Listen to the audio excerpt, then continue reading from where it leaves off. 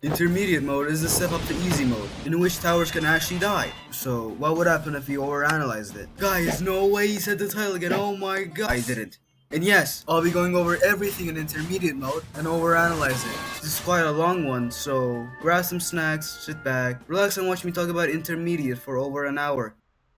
The first enemy you encounter is the Zombie Plus, or as what I like to call him, Sunburnt Zombie. You cannot convince me that this man has ever heard of sunscreen ever. Despite his appearance, he is stronger than the basic with 12 HP and an average movement speed. Up next, we have the Fast Zombie Plus. The sunburns must be really bad this time around because he's running. I mean, if I was left burning in the sun for eternity, I think I would also be running in agony. He's obviously fast and has 12 HP. Next, we have the Heavy Zombie Plus. The plus in his name is actually a reference to him being plus sized. Come on, man. You're fat. At least put your sunscreen on.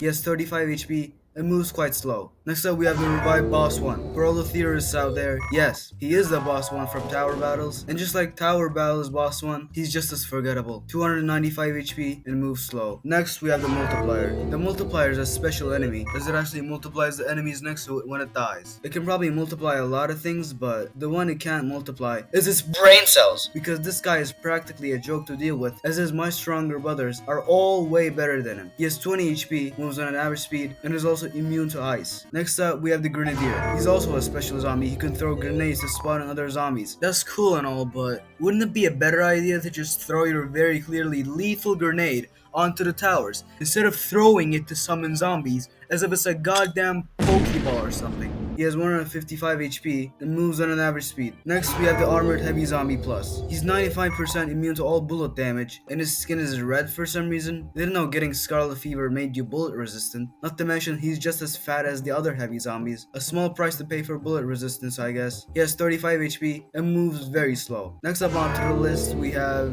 oh god. Super Heavy Zombie? When he couldn't think of it getting worse, Super Heavy Zombie, as suggested by his name, is so goddamn heavy that he can probably shake the earth just by walking. We need to put these guys on a diet real soon, because this is going too far. He has 550 HP and moves very slow as expected. Next up, we have the Nuclear Zombie. You would think they'd be stronger than radioactive zombies since they're nuclear, but no, they're about the size of a midget. The only redeeming quality about these guys is that you could probably use them to energize a power plant. They have 225 HP and move relatively fast. Next, Revived Titan. The Revived Titan has definitely seen better days. With the amount of fat he has on his body, he could probably last an entire winter hibernating. He has 1475 HP and moves extremely slow, and has a resistance to bullets as well. Next up, we have the Multiplier 2, the much better multiplier. Differently to the regular multiplier, once he explodes and multiplies the zombies, it also makes them faster. Never knew math could be so invigorating. He has 100 HP and moves pretty slow. He has immunity to ice as well, just like the normal multiplier. Next up, we have the Monster. The Monster is what looks like to be the combination of multiple zombies stitched together, and also has metal pieces stuck to his back. He has to deal with back pain, being fat,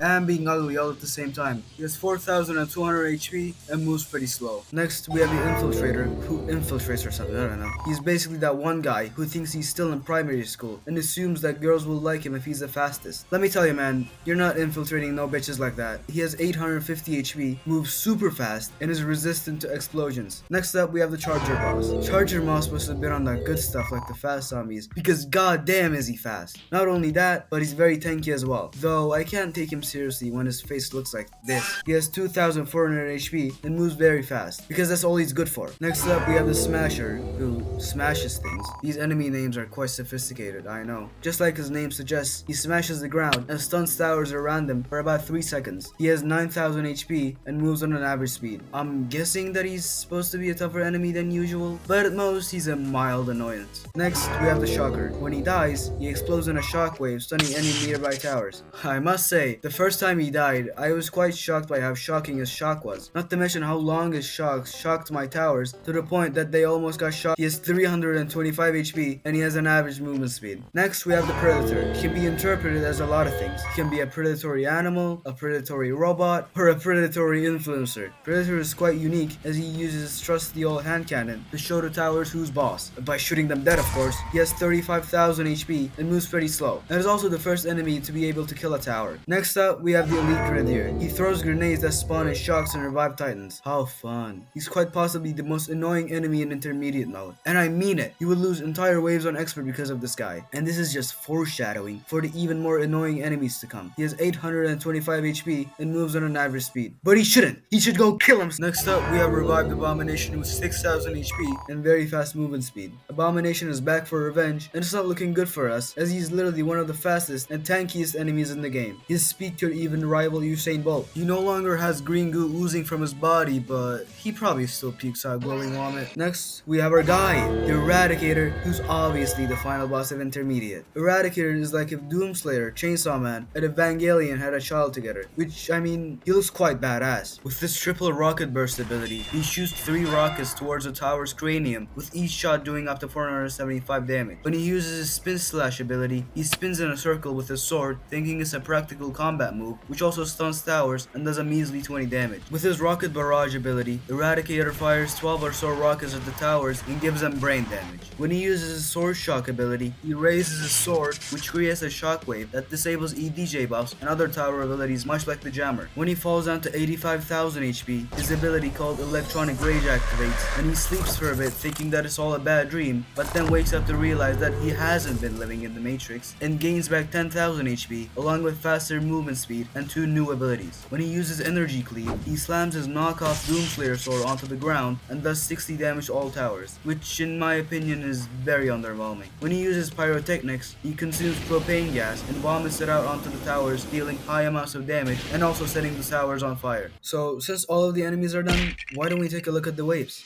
Wave 1. We have a couple of zombie pluses, as every first wave in any mode is a slog. There are some exceptions, but definitely not this wave. Wave 2. We have even more zombie pluses this wave. Not much to say about this wave other than the fact that my soul left my body because of the amount of boredom I had to endure while writing this part of the script. On wave 3, we have the introduction of Fast Zombie Plus. Surprisingly, this wave is actually not too easy, as the higher HP pools make it slightly harder for you to stomp through this wave. Wave 4. We have even more Fast Zombie Pluses, and this wave right here is unironically quite a difficult wave if you don't have laser gunner or literally any decent early game tower. But hey, it still isn't that easy. Wave 5, we have all the zombie pluses and heavy zombie plus coming in. The sunburnt combo. This wave is actually a lot easier than the wave before it, purely out of the fact that there are less fast zombie pluses. Wave 6, we have a balance of all the zombies, which actually makes it into quite a good wave considering that, again, all the zombies actually have a lot more HP in this mode. On wave 7, we have a lot of heavies and fasts. The sunburn combo version 2. Not the biggest step up, but it is a step up. Wave 8, we have the revived boss 1 and a few heavies coming in. Wave 8 is also a quite memorable wave, as this is the first time that a significant threat has appeared quite early. Despite this wave still being very easy, I could definitely see a lesser experienced player having trouble on this wave. Wave 9, it feels like the revived boss 1 got beat up in the previous wave and called his brother to beat you in the next wave. Too bad they're both trash at being any threat. Wave 10, heavy zombie plus spam. This wave is the type of wave that's meant to give you money to prepare for something, but this one falls short because as you see in the next wave, you don't necessarily prepare for something in this wave. Wave 11, this is literally the equivalent to that one wave in easy mode where it's a bunch of stealth fast zombies. What a joke. Wave 12, we have 2 revived bosses and a multiplier. This wave is very memorable. This is the first ever time the player encounters a multiplier, and on their first time, they might actually struggle because instead of 2 bosses, they might have to deal with 3, though this can be countered fairly easily by simply setting a tower's priority on strongest. Yeah. Wave 13, we have 2 bosses and the introduction to the Grenadier. This wave serves as a great educator and a tutorial on tower priorities. If you set your DPS tower on last, then this wave is fairly trivial. However, if you try to kill the bosses first and let the Grenadier spawn zombies, it's gonna be a lot harder. Wave 14, another wave that's filler. 2 multipliers and a bunch of sunburned zombie spam. Nothing interesting here. On wave 15, we are introduced to the Armored Heavy Zombie Plus, which are very resistant to bullet damage. This wave is honestly not as memorable as most people made it up to be, because in the early days of TDX, the most you could do was place a missile trooper, and if you were rich, you would use laser gunner or artillery, but now, literally every single tower counters these guys, so... Wave 16, we have a ton of bosses and a Grenadier. Just like in wave 13, if you don't set your tower to last to kill the Grenadier, this wave is a nightmare, but I'm assuming you have enough brain power to do that. If so, then this wave isn't that bad. Wave 17, we have 2 Grenadiers and the introduction of super heavy zombies. A big step up to the wave before it, double the Grenadiers and a way stronger enemy than before. But you know the drill, set to last, the Grenadier has passed. Wave 18, 18, the nuclear zombies appear this wave. 8 of them to be exact, though don't be fooled by their numbers. Despite having less HP than revived bosses, they're actually fast, and that's what makes this wave dangerous. I have faint memories of almost losing to this wave when I first started playing TDX. Wave 19, the revived titan appears this wave. This wave isn't exactly hard to pass, it's more of a DPS check. If you can't kill it where most of your defenses are, and it leaks past a certain point, to make sure you don't leak a lot of HP, which can be quite bad for your economy. Not to mention its bullet resistance. Wave 20, a multiplier and a ton of nuclear zombies. This wave isn't as bad as wave 18, since now you have a lot more money to upgrade your towers. Though, the multiplier can still be a problem. This wave really isn't that bad, but not super interesting either. It just kind of exists. Wave 21. I remember this wave. This wave is basically splash or regret. If you don't have splash towers, you will die. 2 multiplier 2s, more than you wish you hadn't seen. They can technically multiply up to 40 revived bosses. Some spooky stuff. Or, I mean, you could also just use a splash tower. Wave 22. 2 grenadiers and 2 revived titans. The waves are definitely starting to ramp up very high in difficulty, with more than 1 obese zombie appearing and 2 grenadiers. This is yet another case of using tower priorities to kill the grenadiers, but also a DPS check at the same time. There sure are a lot of these types of waves in this mode. Wave 23. 2 super heavy zombies appear this wave, and the monster is also introduced. This is basically wave 22, but instead of 2 grenadiers, it's replaced with a 4,200 health mammoth. Holy shit. No, but it's not that bad actually. If you have a decent enough DPS, this wave is pretty easy. On wave 24, we have the introduction to the infiltrators, stealth nuclears, and a single revived titan. This wave looks hard on the surface, but come on now. You cannot tell me that you would struggle on 2 explosive resistant and fast high health zombies, right?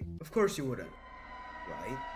Wave 25. A few super heavies and the charger introduced. This wave's difficulty can definitely vary, because sometimes you'll beat this wave with no difficulty, and sometimes you'll just perish. It mostly has to do with towers not having enough time to damage the charger, or the map being too short. It's just a very interchangeable wave, but that's what makes it so great. Wave 26. Stealth revived bosses, stealth nuclears, and 2 monsters. This is yet another DPS check wave. How creative, but I would take a DPS check over grenadier spam any day of the week. Wave 27. The introduction to the shocker and the smasher. This is one of, if not the most memorable wave in intermediate mode, as it features 2 of the most threatening enemies appearing in one wave. The shocker can shock the towers, and the smasher can smash the towers. A deadly combo. There's a few other zombies, but the spotlight is definitely on the shocker and the smasher. Wave 28. I don't know what John was smoking when making this wave. Nuclear zombies, 3 monsters, and on top of that a multiplier. A very sudden spike in difficulty. But there's only 4 waves left until Eradicator, so might as well throw everything you got. Wave 29. The Predator is here, and he's here to groove. The Predator is here, and he's here to meet some cupcake. The Predator is here, and he's here to bring the GDA down, along with his infinite goddamn army of revived bosses and 5 monsters. The first ever time your towers can die. This wave is obviously very, very dangerous, as Predator's high HP and massive army of bosses make it hard to survive. This is also when baiting becomes a good idea, placing smaller and cheaper towers so that your better towers can kill the Predator. It's a very effective strategy, and a strategy you will almost need every single time. A very good wave. Not only does it introduce a whole mechanic, but also gives you a lot of money and teaches you about baiting. Wave 30. Introducing 2 very strong enemies at once, the revived abomination and the elite grenadier, along with 6 monsters. This wave is literally the embodiment of cancer, and if you die on this wave, I don't blame you. It's really frustrating, but it's still quite a good wave, purely out of the difficulty. Wave 31. 1 elite grenadier wasn't enough? Oh okay, have 2 of them, and a smasher, along with a shit ton of infiltrators then. I applaud you if you've never had trouble with this wave before. Wave 32.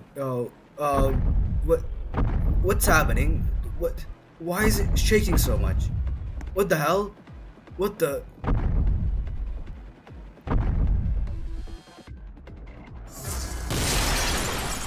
Oh, fuck.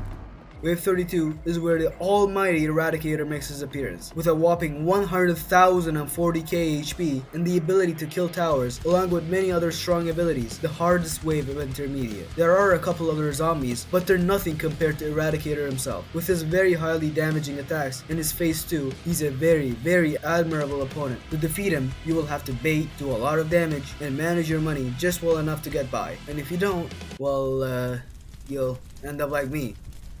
Well, my house is destroyed. How the hell am I supposed to overanalyze intermediate now? God, Eradicator just had to do that shit, didn't he? What an asshole. Okay guys, wait. I found a place to stay in. It's called, Dr. Xenon's lab or something. I don't know who that is. Well, the door was open, so I guess I'll go in.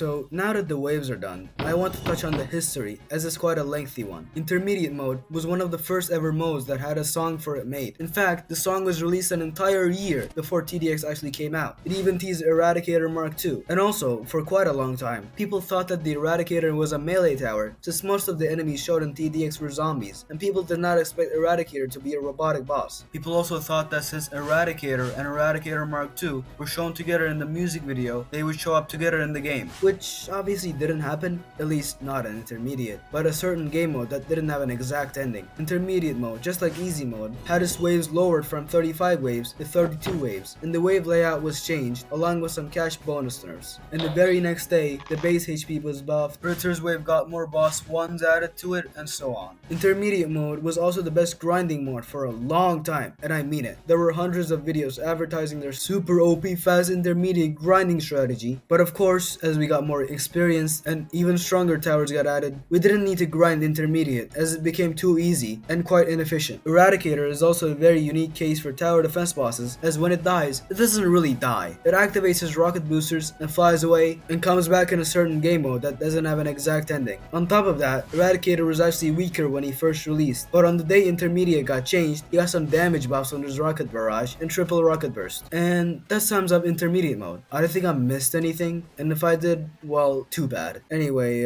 what does this button do? Only way to find out, right? Uh-oh. Guys, I think I activated the alarm. Well, I better get out of here. Phew. Good thing I didn't get caught. Anyway, that was intermediate. And now there's 4 left, including Xmas. If you want to see more of this, be sure to... And also be sure to...